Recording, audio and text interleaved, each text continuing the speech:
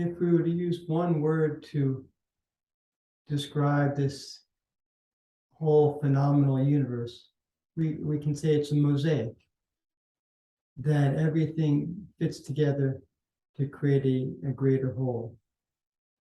And you see this in all sorts of microsystems on this earth, such as a forest, and the patchwork of plants and underbrush and trees and living beings creates a very well-balanced forest where they all can thrive.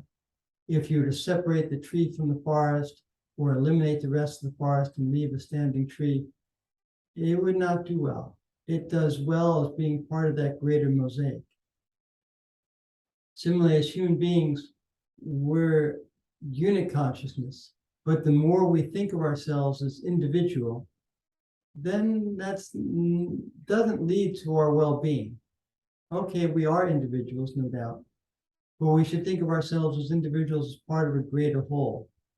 And the key point to doing that, at least from the yogic perspective, is through the meditative process of realizing that our true essence is from some greater consciousness. And while we have individual thought and free will and all sorts of things, it isn't a material isolation existence where it leads to alienation and disparate thought, but rather it's part of that greater cosmic mosaic. And that gives tremendous sustenance and a feeling of connection and well-being, and that's the beauty. And then when we walk around, we're not disparate souls, but connected beings, and everything makes everything much more beautiful. Realize we're part of this grand cosmic mosaic. And yogis say that's how we should go about our days, remembering that we're part of a greater whole. Namaskar.